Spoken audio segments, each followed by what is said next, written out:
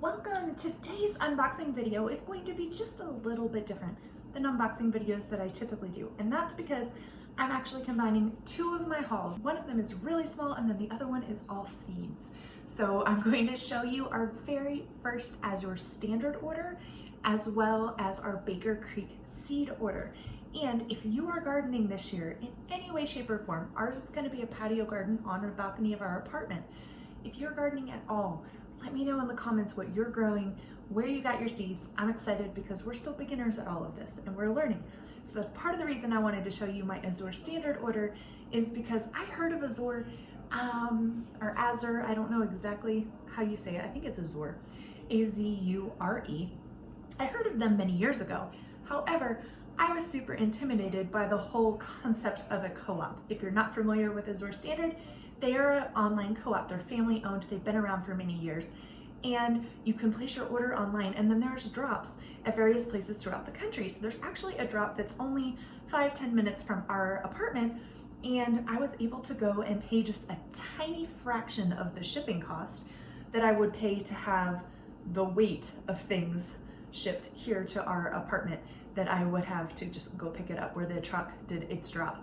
And you're able to order things in small amounts as well as really large bulk purchases. And so many of you know that I have been working on building our food storage and just being better prepared, and also looking at different ways to reduce our food costs and to be more efficient. And so bulk purchasing some of our everyday grains and things that we use on the regular is one of those things. Now, this is not a long-term food storage video because I'm not packing these to store for 5, 10, 20 years. They'll hopefully be used in about a year or two, just depending on how often we're entertaining and such, because right now it's just my husband and I, so we don't go through quite as much food. But both of us can pack away quite a lot. The very first thing that I ordered in Azure this month is Organic Valley. This is not the smoked, this is the roast turkey breast. And Organic Valley is an independently owned company too, which I love. That Azure works with a lot of those. So I was able to get 2 packs of these, and they came frozen. So super easy. That's one thing with like Thrive Market, you can't get meats and that sort of thing as easily without getting a great big package of them. But I could order 2 packs of deli meat so that on the days that my husband wants to have a sandwich, instead of leftovers, he can use some of my homemade bread and slap together a turkey sandwich. Next up, the second thing I ordered is probably not going to be a regular item for us, only because many of you know I love my Thieves dishwasher detergent.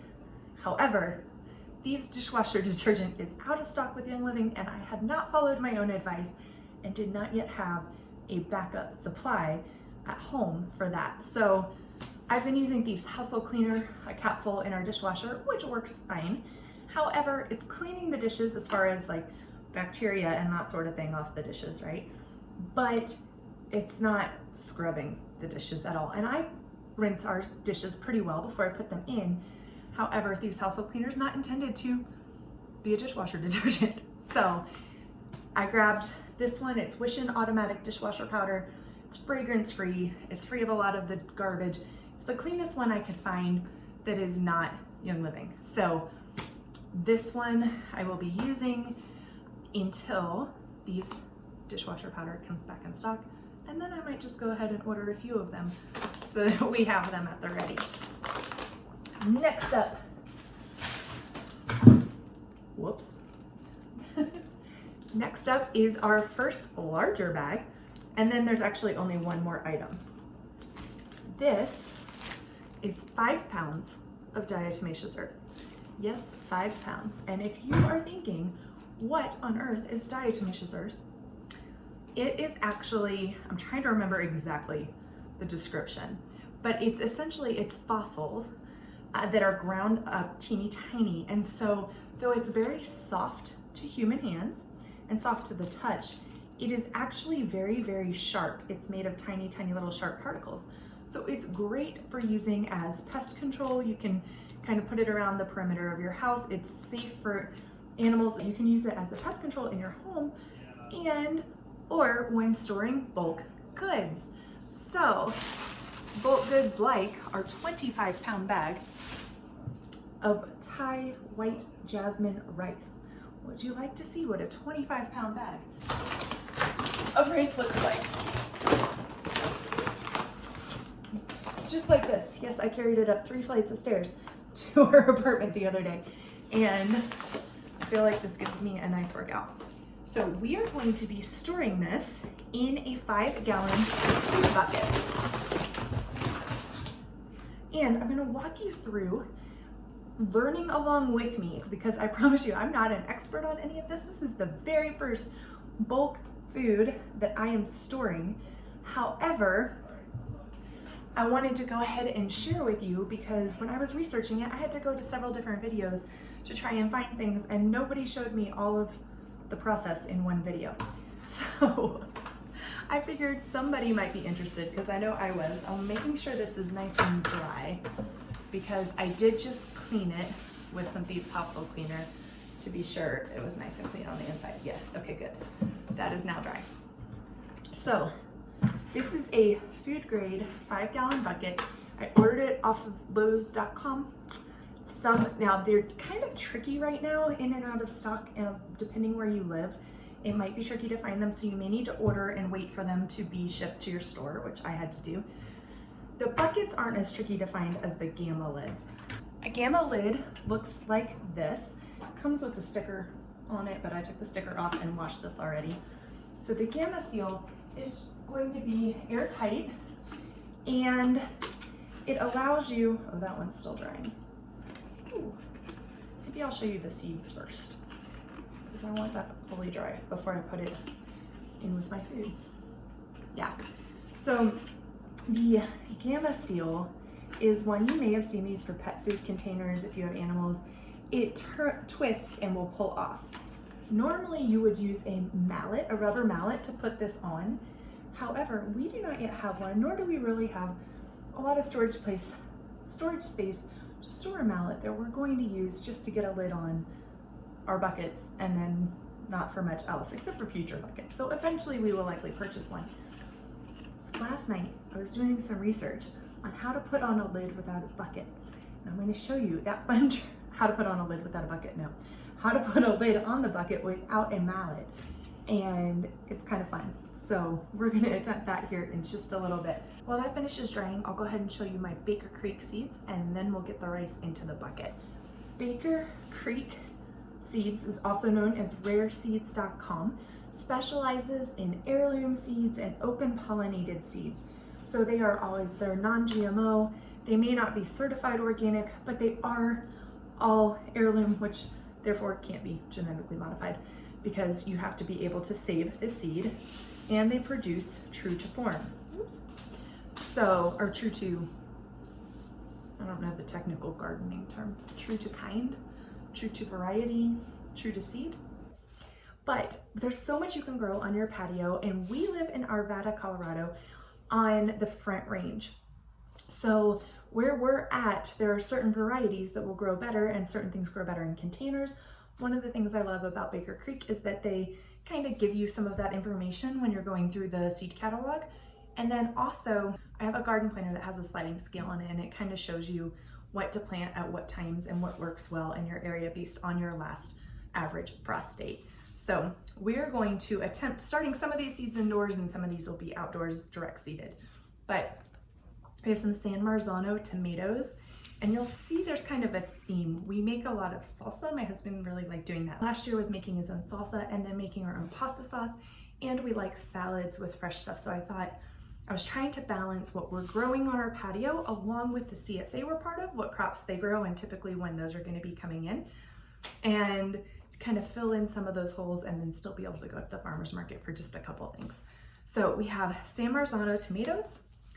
We have Bloomsdale long-standing spinach, which this spinach is a frost hardy one. There is also a warmer temperature spinach that we were hoping to get that I would love to succession plant. So we have this one going when we still have a little bit of frost, then get the other spinach going that doesn't tolerate frost, and then go back to this one closer to the fall. So if that one was out of stock, we'll have to see if that comes back in soon. Oops.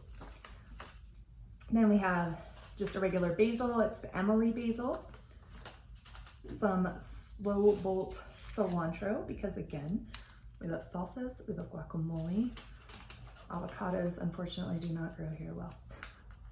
Then oregano. This is the traditional oregano vulgare. Then some Chinese chives. Celestial blue pansy, because we can have some flowers out there that'll be pretty to also incorporate into some salads. They're edible flowers. Then Brussels sprouts. This is the Groninger variety, which is supposed to be easy for beginners to grow. So we shall see. And we're gonna do some peas and trellis these on our balcony. These are the Lincoln peas variety. Rosemary, the rosy rosemary. Almost done. Little gem lettuce. I'm gonna try some tomatillos. Out in the pot, I'm gonna start the Brussels in one pot, and then when it's too warm for the Brussels, we'll get the tomatillos in there. Some Martino's Roma tomatoes. These are supposed to be really great paste tomatoes, so really good for tomato sauces and for canning. So we'll see if I can try my hand at a little bit of tomato canning this year. And radish. This is the Saxa radish, which is a European radish, and it actually doesn't go very deep into the soil, and it sprouts very quickly and grows quickly. So we shall see how that works. Ice Queen lettuce. And then I don't know if I'm gonna plant these yet.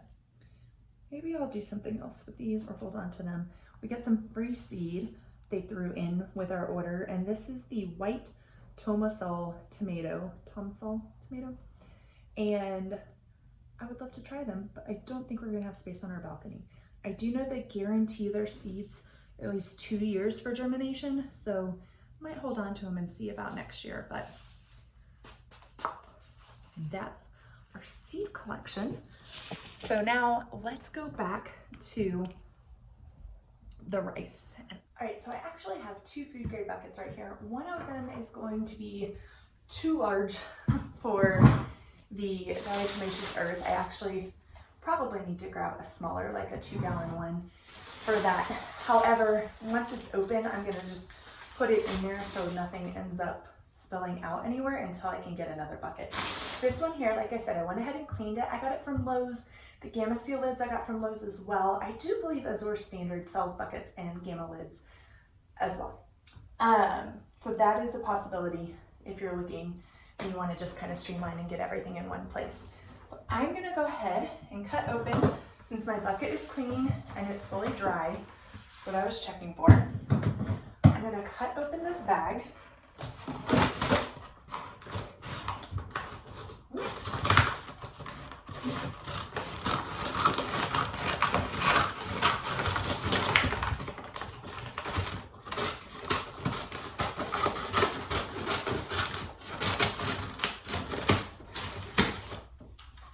And I don't want to store it in its bag. Now, I guess if you were storing it for a short period of time, lived in a cooler climate, that might not be a problem. However, most grains do contain eggs of some sort in them, which is the reason for the diatomaceous earth. So just in case you don't want anything hatching inside of your rice or wheat berries or oats or whatever you're getting, and you're storing, you don't want that hatching and getting out and then having a pantry moth infestation or anything like that. And so for that, we're going to sprinkle in some diatomaceous earth. Now, I have heard you can just sprinkle it in right on top. For me, whoops, you can also, some people will freeze their grains, and the freezing them then does something for the eggs so that they won't hatch if you freeze them for long enough. This 25-pound bag of rice is not going to fit into our freezer. We do not have space for that. So, and we don't have an extra freezer here in our apartment. So instead, I'm going to use the diatomaceous earth. However, I do know that that is an option that you can freeze them. First thing I'm going to do is I'm going to dump about half of the bag of rice into the bucket here.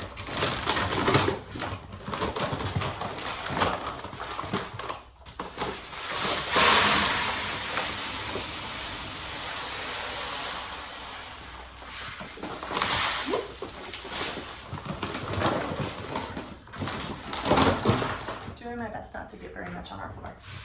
Okay, so I have about half the bag of rice in here. And then I'm gonna scoop some of the diatomaceous earth into the bucket. So I'm just using a plastic measuring cup, and I'm gonna sprinkle just a little bit. And like I said, this is food safe, so it's totally okay if you end up ingesting it. Oops.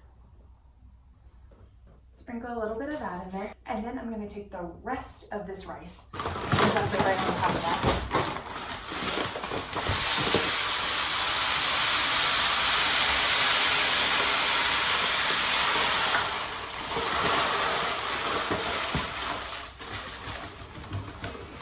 Sure we get all those grains on the bottom.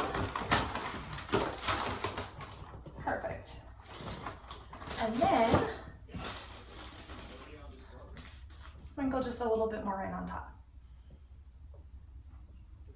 That way, if anything does end up hatching in there, you'll catch it before it breeds.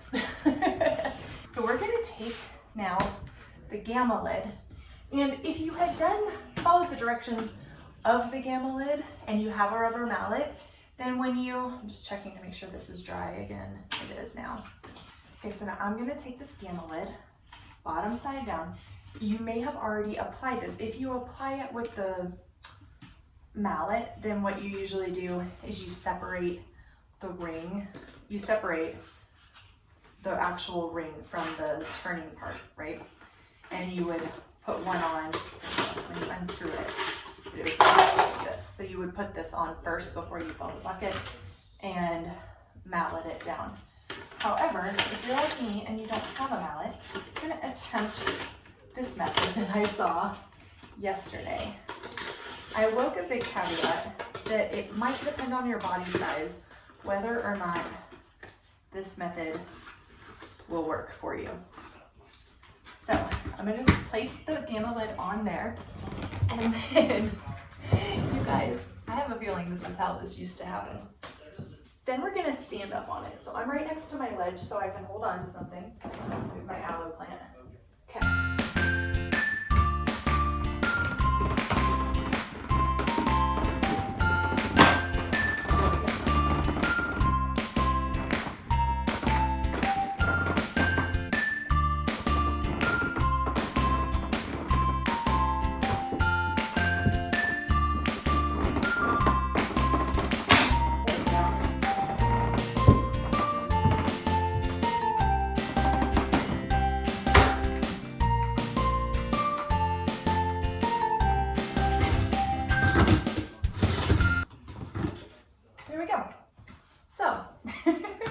It works. You might have to finagle it just a little bit, but then you have your gamma seal, which is much better than your regular bucket lid.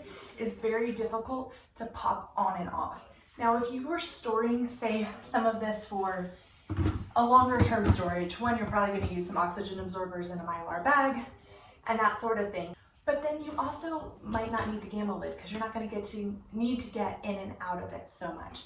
Whereas I'm going to be filling mason jars full, so I'm going to have a storage container that's a more everyday size out in our kitchen that I will come and just refill from this bucket. And so this is just going to be what we refill from, essentially going shopping in our own pantry here. And so my goal eventually is to have another bucket as a backup for each of our staples, so that we have one that's ready to fill the usable bucket with the gamma lid, and then one that's a backup for us, just so that we have some emergency stash. But for now, this is plenty of rice for 2 people and to go through in a decent amount of time. And then I'm also going to throw in some silica desiccant. You're going to want some desiccant to absorb any extra moisture that may end up in there for whatever reason. And of course, store it out of the sun and out of direct sun and in an area with a somewhat consistent temperature. It doesn't have to be super cool, but you don't want it going up and down and up and down. So it doesn't need to be like root cellar or anything, but I'm gonna just store this.